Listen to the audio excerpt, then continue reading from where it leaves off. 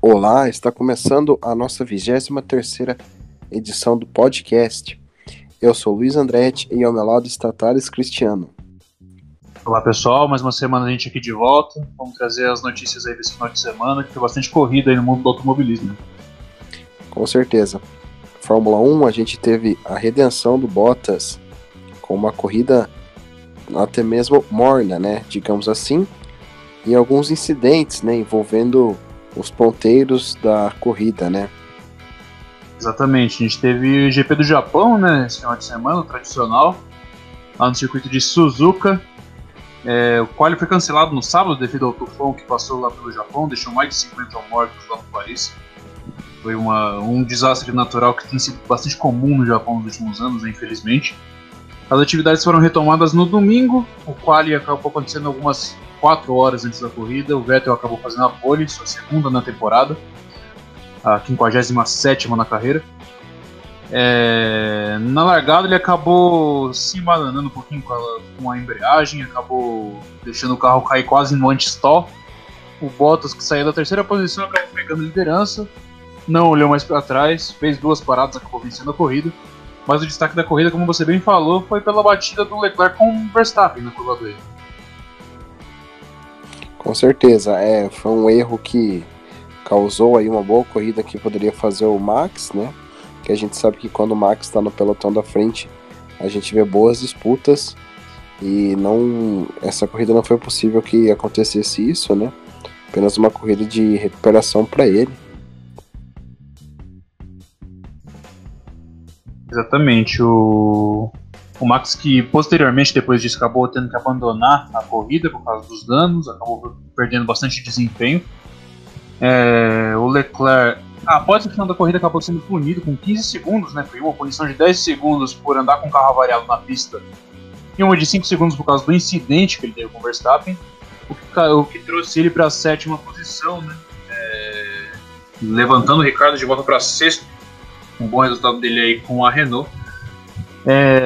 Mais um erro do Leclerc nessa temporada, né? Ele que chegou querendo uma certa moral ali dentro da equipe da Ferrari, mas porém continua cometendo alguns erros que ele, na posição que ele queria ter, não pode cometer com tanta frequência, né?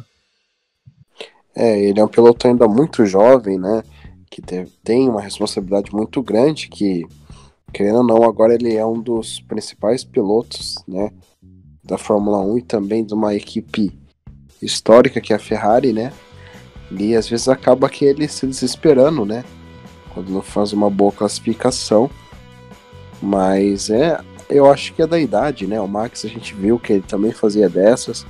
E eu acho que o Leclerc tem muito a amadurecer e quando ele chegar no ponto certo, ele vai ser um ótimo piloto e mais regular. Exatamente, o Leclerc está apenas na sua segunda temporada na Fórmula 1, né? É importante a gente ressaltar isso. Ele mesmo tem que colocar isso na sua própria cabeça, porque piloto nenhum tem a moral logo cedo que ele esperava ter dentro da Ferrari, ainda mais a Ferrari, que é uma das equipes mais tradicionais da Fórmula 1. Porém, é notável o desempenho do menino, né? Ele que nessa corrida acabou encerrando uma sequência de 5 poles consecutivas que ele vinha fazendo. Ele que largou da segunda posição, né? A Ferrari não tinha um ritmo tão bom de corrida igual tinha nas etapas passadas. Acabou perdendo bastante terreno para a Mercedes, né, no Japão. E saíram algumas atualizações aerodinâmicas para esse final de semana e a Ferrari acabou ficando um pouquinho para trás. O fantasma do desgaste de pneus excessivo acabou voltando e a Mercedes foi beneficiada nisso aí, conseguindo uma certa vantagem de acordo com as equipes com os carros da equipe italiana, né? A Mercedes veio com uma grande atualização para a Suzuka, né? Saiu várias fotos de vários flaps muito complexos, né? Até para o que dizia o regulamento, né? Um carro um pouco mais simples. Porém, a Mercedes foi para cima e fez uma complexidade muito grande, né, na aerodinâmica do carro. E parece que isso teve gerado efeitos que trouxe antecipadamente o título de construtores, né? A Mercedes, a única equipe aí que encarrilhou 6 títulos de construtores e possivelmente, né, confirmado já, quase, que 6 títulos também de pilotos na mesma equipe. Exatamente, 6 títulos consecutivos de construtores, né, de 2014 até 2019, todos os anos. Nunca na história da Fórmula 1 a gente teve uma dominância tão constante igual a Mercedes conseguiu nessa década. A gente só tem que parabenizar a competência dos alemães, né, que uma hegemonia dessa não se constrói do dia para a noite, é muito trabalho árduo, principalmente dentro da equipe, com os pilotos, com o Toto Wolff, que é a cabeça disso tudo, né, com o final do Niki Lauda também, que foi uma peça muito importante. Se a gente for mais para trás um pouco, a gente vê os pilares iniciais da equipe Mercedes, que foi o Ross Brown, que foi o Schumacher, até o próprio Nico Rosberg, né, que ajudaram a construir a equipe que a gente conhece hoje, esse vencedor. E tudo isso rende fruto, né? Fórmula 1 é um trabalho a longo prazo, a gente sabe muito bem disso, a Mercedes sabe muito bem disso, e é coroada aí com o 6º título consecutivo de construtores, e o de pilotos está para ser mais uma vez, né? Uma combinação de resultados dará o hexacampeonato para Lewis Hamilton já na próxima etapa no GP do México. E a Mercedes vai fazer de tudo para que esses resultados batam, né? Que ele faça pole, que o Bottas proteja ele, e é isso que eles vão fazer, né? Querem de novo o título no México, e quem vem forte é o Max, né? É um cara aí que pode ser o único piloto da história a ganhar 3 vezes o GP do México, né? Legal dizer essas estatísticas, que únicos pilotos ele iguala com Jim Clark, Nigel Mansell com 2 vitórias no México, e pode superar na próxima corrida. Exatamente, o Verstappen, desde que a Fórmula 1 voltou para o México, né, na temporada de 2015, ele já ganhou em 2016, não, no meio de 2017, 2018, e esse ano ele pode conseguir pela 3ª vez consecutiva, né? É um circuito que, em sua nova configuração, tem sido bastante bom para a Red Bull, vamos dizer assim, né? Eles vêm todos os anos fazendo atuações razoáveis lá no circuito Hermanos Rodrigues, no circuito lá na cidade do México, e o Max costuma ser beneficiado com isso, né? E a gente sabe, é um excelente piloto, mas a gente, falando em pilotos da Red Bull, a gente tem que ressaltar o bom trabalho que o Alexander Albon fez esse final de semana também, né? Exatamente, Albon que em 6 corridas, independente de ocasiões indesejadas, pontuou mais do que o Max, né? Nessas 5 corridas que ele substituiu o Gasly. Exatamente, desde que ele chegou à Red Bull, ele já tem, se eu não me engano, 8 pontos a mais do que o Max Verstappen nesse mesmo período. Tudo bem que o Max Verstappen foi punido por causa de troca de componente no motor, sofreu acidente na Itália, sofreu acidente agora no Japão, e acabou não podendo pontuar o máximo que ele poderia, mas não deixa de ser um bom resultado para o Albon, que foi 4º lugar na corrida do Japão agora, melhor resultado da carreira dele. Melhor resultado na carreira, né? Exatamente. E ele que teve um susto ali ainda no começo da corrida, né? Que na chicane ali no setor 3 deu um mergulhão pra cima do Lando Norris, acabou tendo um toque, quase foi punido por causa disso, mas acabou não sendo. E depois disso ele conseguiu se manter com certa tranquilidade ali na 4ª posição. Destaque mais uma vez pro Carlos Sainz, que nunca em sua carreira fez uma temporada tão consistente como vem fazendo em 2019. 5º lugar para ele. Toda a corrida ele tá praticamente beliscando um lugarzinho no top 5, top 4º, 5º, às vezes 6º. E eu afirmo categoricamente que é o auge da carreira do espanhol, viu? Eu acho legal isso, né? O Sainz que teve poucas oportunidades de ter um carro bom, né? E eu acho que, espero que a McLaren acerte em 2021 e que ele permaneça, né? Porque acho que ele não tá ligado mais em nenhuma equipe, ou, né, por enquanto não. Mas espero que ele seja um cara a liderar esse projeto novo da McLaren junto com a Mercedes e traga de volta pelo menos pódios e algumas vitórias, né? Todo mundo espera, né, uma equipe do tamanho da McLaren voltar a figurar entre as grandes, né? Lembrando que o último pódio da McLaren foi no GP da Austrália de 2014 com Kevin Magnussen, o 2º lugar. E a última vitória da McLaren foi no GP do Brasil de 2013, se eu não me engano, né? 2012 com Button. 2012, isso. O GP do Brasil de 2012 com Button, né? Foi a última vitória da McLaren na Fórmula 1. E é o que todo fã da equipe inglesa espera, né? Foi lendário nos anos 90 e 80. E hoje passa por esse período de dificuldade que já foi pior. E agora a gente vê pela primeira vez em muito tempo uma perspectiva de melhora ali. Eu acho que assim, é uma coisa que eu pensei esses dias, que talvez mude o regulamento e talvez a Mercedes saia da Fórmula 1 e foque na Fórmula E. É uma coisa que eu pensei, né? E dá de novo todo o suporte à McLaren, como começou a acontecer em 94, né? 94 não, 95 ou 4? 5, né? Que a McLaren começou com a Mercedes. Seria bem legal ver isso, né? Eu acho que a Mercedes eventualmente se retiraria da Fórmula 1 para se dedicar à Fórmula E e passasse a ser a equipe principal da McLaren, né? É um sonho que muitos fãs da McLaren gostariam de ver, né? Exatamente, né? A McLaren, o observador mais detalhista notou que a McLaren começou a cair um pouquinho de desempenho a partir do momento que a Mercedes deixou de distribuir dinheiro na parceria que tinha com a McLaren para despejar na equipe de fábrica, né? A gente sabe muito bem que isso rendeu um excelente resultado.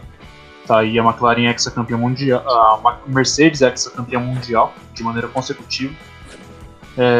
Porém, tem que lembrar que, querendo ou não, a Fórmula E ainda não tem nem sequer perto do prestígio que a Fórmula 1 tem. Tudo bem que para você desenvolver um carro, uma equipe lá na Fórmula E, o valor é muito elevado. A gente tem que ver se realmente compensa, né? A gente vê essas montadoras entrando de solo na Fórmula E, creio eu que mais por marketing, né? Querendo passar a tecnologia elétrica desenvolvidas nas pistas da Fórmula E para os carros de rua do futuro, né? E assim que as montadoras vivem e talvez entrem mais, investam mais na Fórmula E do que na Fórmula 1 por esse motivo, mas eu não vejo a Mercedes saindo tão cedo da Fórmula 1, não. Eu acho que talvez, né, quem sabe, né, porque a Alemanha é o país que tem a maior iniciativa dos elétricos e tal, mas eu acho que isso foi só um palpite aí que eu li na internet, também vi que poderia ser super válido, né. Eu acho que a McLaren não vai querer ser apenas uma equipe B da McLaren, da Mercedes. Exatamente, a McLaren que já passou por uma reestruturação bastante significante, né? Não tem mais nada parecido com aquela equipe que um dia foi comandada por Ron Dennis, que a gente tinha a imagem da Mercedes praticamente associada aos carros da McLaren na década passada, né? Hoje em dia a gente sabe que não é mais assim, porém a perspectiva de melhora da McLaren é visível. O que a gente não pode dizer o mesmo é da Renault, né? E praticamente ficou estacionada durante toda a temporada no mesmo lugar, né? Teve poucos avanços em se tratando de desempenho, né? Salvo engano, lá no GP da Itália, que eles conseguiram um excelente resultado, mas fora isso, sempre andando ali no finalzinho do top 10, nada melhor que isso. A Renault, ela é aquela equipe que a gente fala de onde que tá vazando o dinheiro, né? Não tá indo certo o desenvolvimento, né? Uma equipe que tem todos os recursos, porém a equipe cliente está fazendo um trabalho melhor, né? Então a gente acaba achando que o carro em si deles não é bom, né? O conjunto de motor, se eles cravassem um carro bom, um chassi bom, uma aerodinâmica boa, quem sabe ali, né, eles não poderiam brigar por pódios, né? Exatamente. A Renault, que é uma notícia relativamente recente, declarou à FIA que apoia a iniciativa elétrica na Fórmula 1, toda elétrica, motores elétricos, a partir de 2026, né? Conveniente a gente ver isso daí, porque a gente sabe que a Renault, das montadoras presentes lá na Fórmula E, foi a que teve mais sucesso até aqui, né? Vamos dizer assim. E é bastante conveniente eles proporem isso à FIA para introduzir na Fórmula 1 também. Não vejo isso acontecendo, mas assim como anos atrás a gente também tá foi a próximo, mesma Renault. Exatamente. Assim como anos atrás também foi a mesma Renault que incentivou a iniciativa híbrida na Fórmula 1. Exatamente, eu acho que quanto mais mudanças de regulamentos a Fórmula 1 tomar, parece que a Mercedes em si ela tem um departamento muito bom de evolução e de mudança, né? A gente está ansioso para ver a temporada de 2021, né? Para ver se isso acaba com a hegemonia da Mercedes ou, né? Fico imaginando aí que a Mercedes tenha pegado a fórmula infinita de glórias, né? Isso é uma coisa que a gente não quer ver, mas muitos anos de Mercedes dominando, né? Exatamente. É até um pouco triste ver que 6 anos de regulamento híbrido, ninguém chegou nem perto de bater a Mercedes ano nenhum. Mas teve a Ferrari em 2017, 2018, mas deu certo medo na Mercedes até certo ponto, né? Passava das férias de meio de ano, a Mercedes se sentia, entre aspas, ameaçada e ninguém ganhava mais dos caras. Em 2017 foi assim, em 2018 foi assim. E 2019 foi o oposto, mas com o título já ganho, o carro desse ano serviu mais de laboratório para os anos seguintes, né? E enquanto a gente tiver esse mesmo motor com os mesmos componentes, dificilmente alguém vai alcançar a Mercedes, e ano que vem você pode se preparar que o heptacampeonato do Hamilton pode vir com certa facilidade, como foi esse ano. Mas 2021 tá aí, só daqui a 2 anos, né? E a loteria tá aberta, né? Historicamente na Fórmula 1, toda mudança de regulamento de um motor drástica, como será em 2021, a hegemonia muda de mãos. E vamos ver se dessa vez vai ser mais uma vez que a história vai mudar de lado. A sorte vai mudar de lado, né? Com certeza. A gente espera maior competitividade, né? Apesar de que a Fórmula 1 é assim, uma coisa monopolizada. Às vezes você tem um regulamento que a equipe ela consegue interpretar melhor, ela tem melhores mecânicos, melhores investimentos. E é o que acontece, né? Ao contrário da Williams, que um dia já foi a Williams do Prost, né? Dos anos 90 e 80. Hoje não é uma mera equipe que está à beira do precipício, né? Sim, peças de reposição, praticamente 0 pontos, né? Porque aquele ponto do Kubica, talvez sem aquela punição não valeria, né? Então. Sim, exatamente. E a Williams nesse final de semana, com o Kubica, deu a asa da pré-temporada para ele correr, né? Para poupar equipamento. É algo muito melancólico que está acontecendo com o Williams agora, né? Talvez até por isso que o Kubica falou que desgostou de andar na Fórmula 1, provavelmente. Falou que não quer mais ficar. Provavelmente nenhuma equipe vai querer mais ele, né? Mas a gente sabe que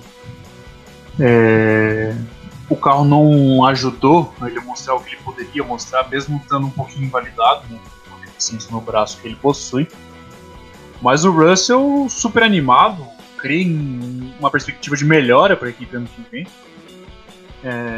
Não basta a gente ver quem será o segundo piloto da Williams para a temporada que vem, né? Tudo indica que será Nicolas Latifi da Fórmula 2. Porém, é triste, né? A fase atual da Williams lembra muito de outras equipes tradicionais que acabaram falindo, né? A gente lembra um pouco da Tyrrell, a gente lembra.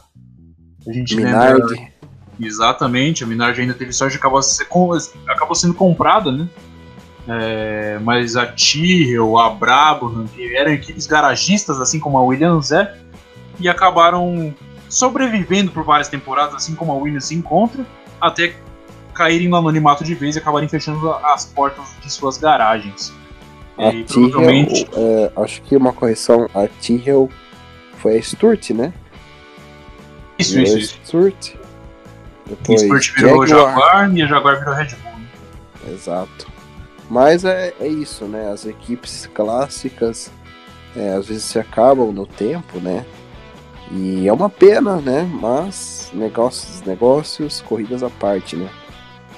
E é importante só relevar que a Fórmula 1 é um negócio arbitrário, né? A gente achava isso em 2017 da Sauber, né? Que tinha aquele carro horrível em 2017, que tinha um excelente piloto, que era o Pascal Wehrlein. Tava sobrevivendo como a Williams está agora também, até que veio a grana dos italianos da Alfa Romeo e salvaram a equipe da falência. Em 2018 injetaram uma boa grana, salvaram a equipe da destruição, vamos dizer assim, né? De fechar as portas, de ser uma equipe a menos do grid. E até que em 2019 compraram totalmente a equipe de Peter Sauber, e agora é Alfa Romeo. Mas é importante destacar o senso de negócios que o Peter Sauber teve nesse momento, que ele fez várias vezes isso ao longo da história da equipe. Exatamente, pode até acontecer do Peter voltar a comprar a equipe, né? Que aconteceu em 2000 e no início de 2006, né? Uma parceria que foi até 2009. Depois ele recomprou a equipe. Vai que isso aconteça de novo, né? Seria bem legal, porque ele ainda não se desligou totalmente dos esportes monopostos, né? Ele tem equipes nas categorias de base. Quem sabe um dia aí a Ferrari não canse de ter uma equipe B, ele recompra a equipe, né? Exatamente, é que foi em outra circunstância, né? Naquela da BMW Sauber, a BMW se retirou de última hora da Fórmula 1 por causa da crise mundial que assombrava o mundo naquela época, né? E acabou sobrando no colo do Peter Sauber de novo. Não sei, ele já tá um pouquinho velho, né? Não sei se ele vai querer isso mais uma vez, mas seria legal, né? Ele tem agora uniu forças com a equipe Charrus lá na Fórmula 2. Com certeza, e também a gente tem a previsão de uma equipe espanhola, a Campos, né? E eu acho que com essa notícia a gente já dá uma fechadinha na Fórmula 1, né? Sim, saiu essa notícia da Campos, né? A Campos que tem o Jack Aitken de piloto lá na Fórmula 2 atualmente. Volta e meia ganha a corrida, uma equipe razoável lá. Na Fórmula 3 tem pilotos também. E só pra gente fechar aqui, a próxima etapa da Fórmula 1, GP do México, dia 27 de outubro, lá no circuito Hermanos Rodrigues, em que o Hamilton, para ser campeão, precisa vencer e o Bottas acabar pelo menos na quinta posição. Então, eu acho que vai ser uma corrida muito boa, né? Tá aberto aí para as três equipes de ponta e a gente espera ser uma boa corrida. E agora a gente vai passar de categoria, comentar um pouquinho os playoffs da NASCAR.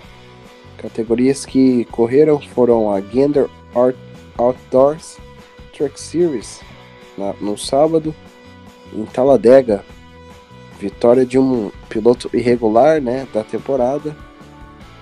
E o Thales vai comentar mais um pouco de como foi essa prova. Exatamente, a gente teve a primeira corrida da segunda fase dos playoffs da Truck, né? Já teve o primeiro corte dos playoffs da Truck, que são apenas 8 pilotos, né? A gente teve a eliminação já do Brenton Finger e do Johnny Sauter na primeira fase. Agora, na fase dos 6, né? Que sai de 2 em 2 no playoff da Truck Series. A gente teve a corrida de Talladega, que abriu os trabalhos, vamos dizer assim, né? Foi encerrado de maneira bastante polêmica, né? Porque o Johnny Sauter acabou vencendo a corrida, mas não levou, porque na última volta ele, para defender a primeira posição, ele acabou fazendo um bloco ilegal, ou fazendo uma ultrapassagem por baixo das duas linhas amarelas que tem no circuito de Talladega, né? Que a gente sabe ali, que tá bem na linha de dentro, quase na apron, perto da grama, assim. E ele fez isso e acabou sendo punido depois, né? Pra tentar bloquear o Spencer Boyd, que é o garoto. E o garoto que não é piloto regular da Truck e acabou vencendo a sua primeira corrida na temporada e na carreira na categoria da.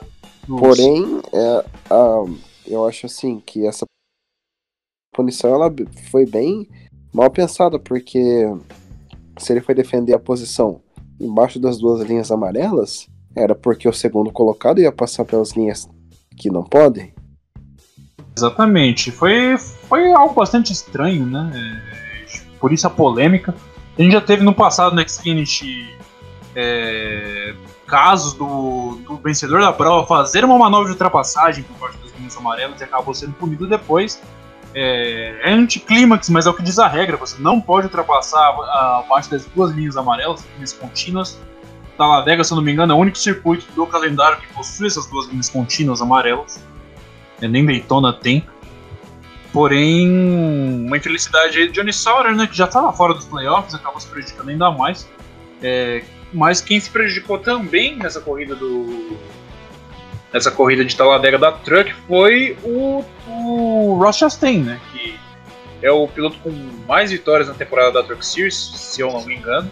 Acabou se envolvendo em um acidente e, de acordo agora com a tabela do campeonato, ele estaria sendo eliminado. Tudo bem que ele está apenas 3 pontos abaixo da linha de corte, mas ele estaria ficando de fora da final. Ele tem se mostrado o piloto mais dominante da temporada até aqui. Seria uma pena para a categoria, até para ele, né? Um piloto que é muito rápido em qualquer categoria que ele está correndo. Porém, os playoffs é imprevisível, né? A gente vê que um piloto ele pode dominar algumas fases iniciais do playoff e depois ter uma má fase em uma delas e não conseguir recuperar na próxima corrida e ser eliminado, né?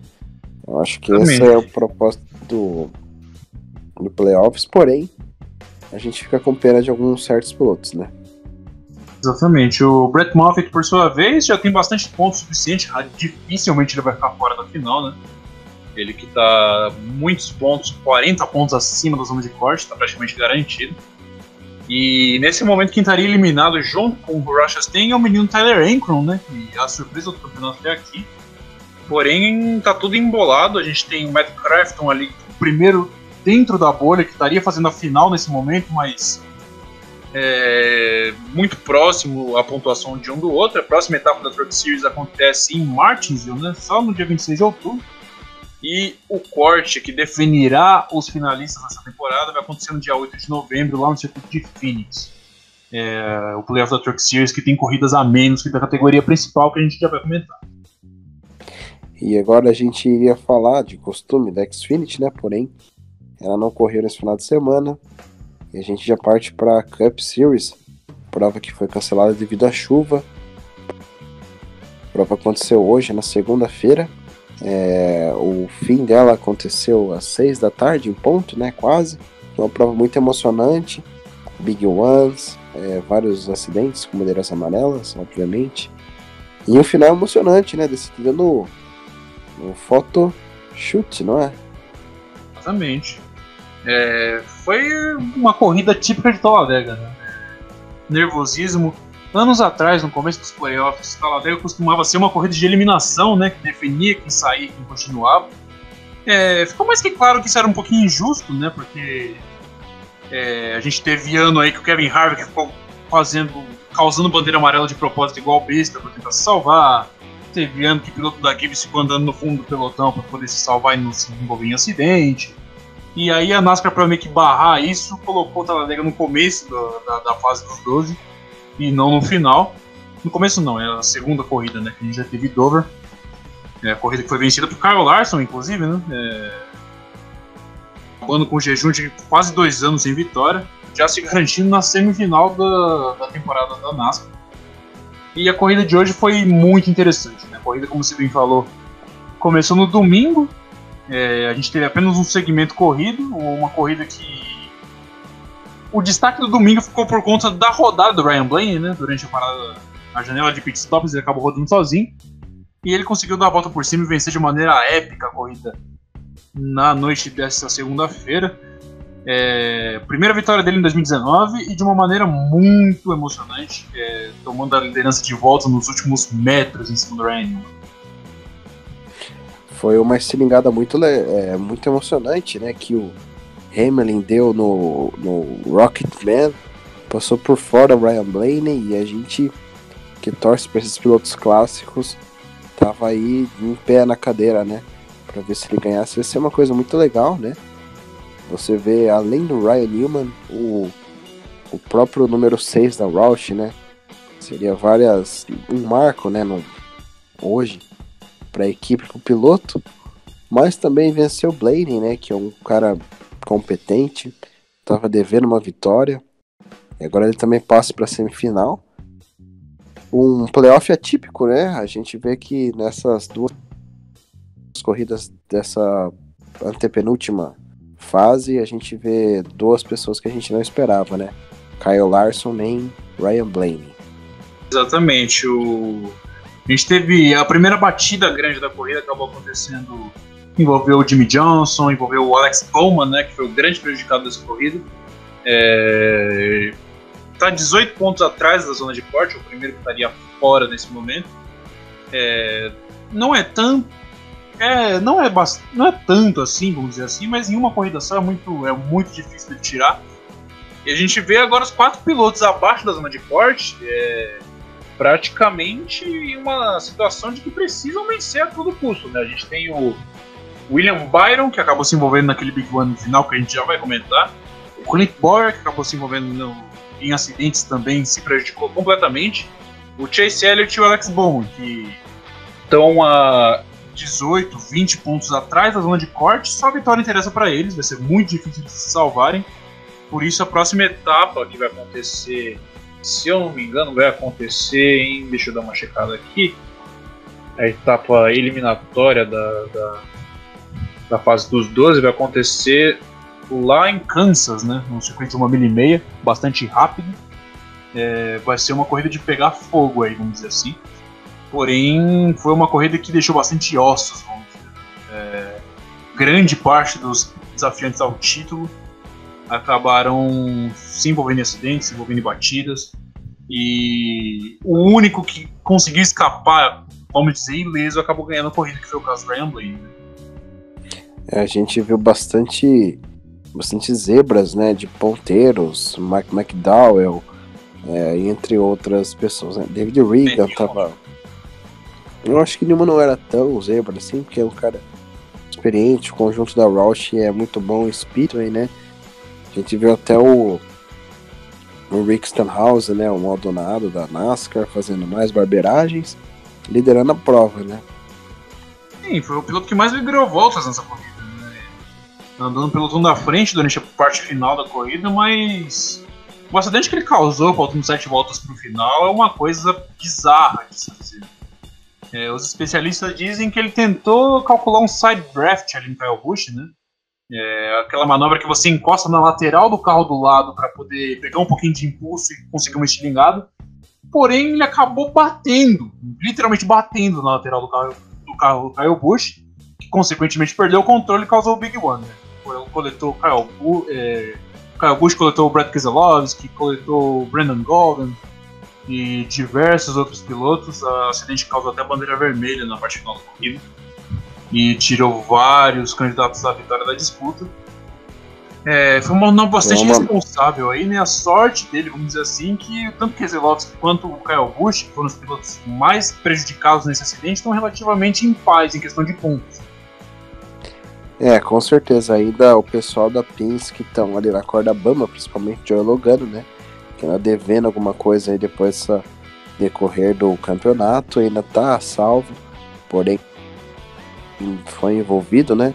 Acidente muito bizarro, a gente já vinha comentando várias vezes do Rick Stenhouse Jr., que tá ligado à equipe desde 2009, vai se desligar porque o cara não tem muita cabeça, né? Seria o senhor aprontar tudo da vida real, né? Atual.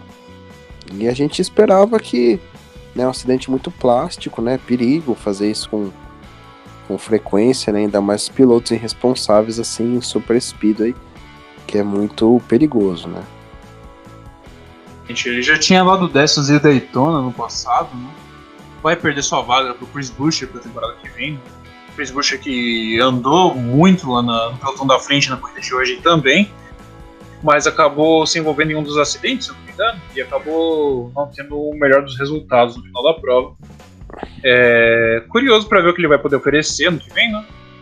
E quem também andou bem foi o Ross Chastain, né? Que com o carro Charter, número 15, quase com o beliscou no top 10, andou no pelotão da frente. Quase se tornou apenas o segundo piloto para vencer uma corrida em cada uma das 3 categorias da NASCAR em 2019. Né? Exatamente. Essas pistas, elas sempre tem dessas, né? Que alguns pilotos que sempre andam no fundo do pelotão, né, eles acabam, por processo de eliminação, questão do tiroteio da frente, consegue chegar aí sempre nas posições melhores, né? Seria interessante o Rochester ganhar na categoria principal, acho que é uma coisa que ele não tá longe, porém ele não tá nem acertado com nenhuma equipe. É um forte candidato pro número 37 do Chris Buescher. E a gente sempre torce por esses underdogs, né? Matt Benedetto e ele também, né? Matt Benedetto que vai ter um bom carro, né? No que vem. E também vai estar ligado a Penske, né? Vai estar podendo fazer corridas na Xfinity pelo carro 12. E a gente espera que seja uma boa escolha para ele, né? Ele que não tem sorte em nenhum Super Speedway, né? Sempre se envolve em algum Big One. Exatamente, assim como diversos outros pilotos, né? O próprio Brendan Gogan, né? Que é um pistoleiro que volta e meia aparece na Cup nas corridas de Super Speed e acabou se envolvendo num acidente bastante plástico na noite de hoje. Mas vamos ver como será a corrida que vem, corrida eliminatória lá no circuito do Kansas, que tem tudo para pegar fogo, né? Com certeza, uma pista muito interessante, né?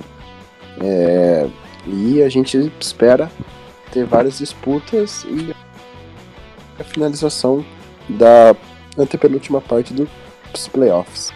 Agora, deixando um pouquinho as disputas da NASCAR de lado, partimos para a decisão de campeonato da IMSA, prova tradicional de Petit Le Mans. Aconteceu ontem também, né?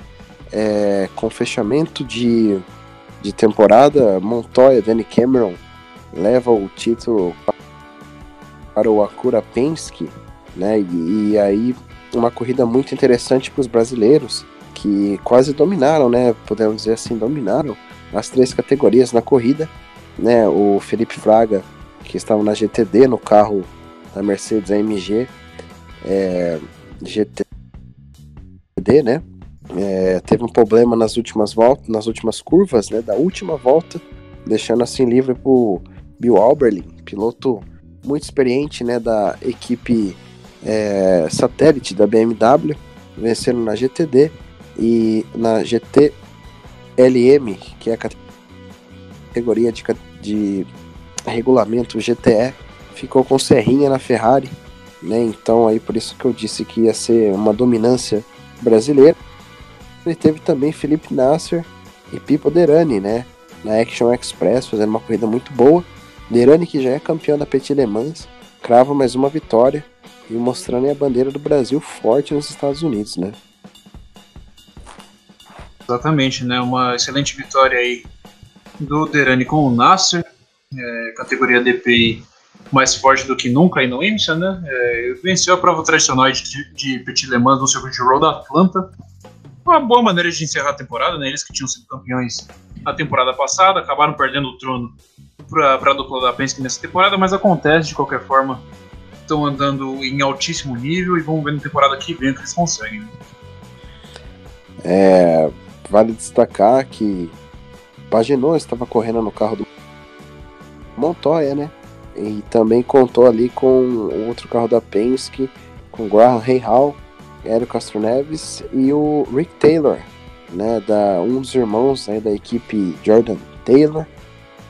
O Hélio Castro Neves infelizmente não conseguiu acompanhar o ritmo do Danny Cameron do Montoya nesse campeonato, né? E a gente espera que ano que vem o brasileiro pelo menos consiga um título de campeonato por Roger Penske, né? Que ele tá devendo aí. A gente espera que seja na IMSA, né? A fase final da carreira do Hélio, né? Aproveitar nesse projeto da IMSA com a Acura, que tem rendido bastante frutos, o título aí diz tudo. E vamos ver o que o Hélio pode conseguir, né? E provavelmente vai ser um final de carreira bastante feliz. Dele e do Montoya, né? O Montoya fala que os carros da IMSA são muito gostosos de dirigir. E é bastante interessante ver os brasileiros consagrados no automobilismo mundial terminarem a carreira de uma maneira decente, né? Por ali, quem fez história na categoria foi Christian Fittipaldi, né? Que correu vários anos na Fórmula Indy, alguns anos na Fórmula 1, se encontrou no IMSA, né? Um campeonato totalmente competitivo de endurance americano, que deve crescer cada vez mais, né? Com a entrada da Penske, né? Apenas no seu segundo ano, Ano passado eles entraram com LMP2, né? A gente esqueceu também de falar dos LMP2, porém existem apenas 2 ou 3 carros, né? Então a gente prefere não contar, porque sempre termina 2 carros na corrida, e isso eu acho uma coisa muito bizarra, ter que separar os DPI dos LMP2, né? E se for para chegar em último, não adianta você querer dar a vitória para 2 carros, né? Exatamente, é bastante bizarro ter apenas 2 carros na categoria LMP2. Não tem como pôr na mesma categoria, porque são visivelmente mais lentos os LMP2 comparado com os DPI. Porém, é daquele jeito, né? Ou bane, ou dá um jeito nisso daí, porque é bastante feio, vamos dizer assim. É uma coisa que não tem nenhum sentido você ver 2 carros LMP2 correndo sozinho, né?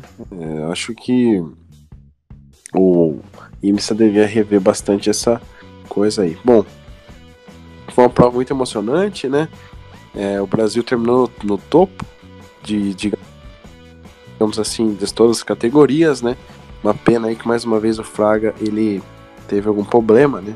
Ele que também iria levar Le Mans esse ano, né? Se não fosse a desclassificação do Ford GT na GT1, que também é o mesmo regulamento da GTD. E a gente espera sorte para ele, né? Ele que também corre o Blank Pen, né? E mais sorte pro brasileiro na próxima. Exatamente. Agora a gente volta com o IMSA apenas ano que vem, em Daytona. E eu acho que é isso, né? Obrigado aí quem chegou até o final do nosso podcast. Eu sou o Luiz Andretti e ao meu lado está o Thales Cristiano. Obrigado por assistir e até a próxima. Obrigado, ouvintes. Até a próxima. Logo a gente está de volta aí com as informações do automobilismo, e logo volta a Fórmula E. Mais assunto para a gente comentar nesse final de ano aí. Até a próxima, pessoal. Com certeza. Abraço.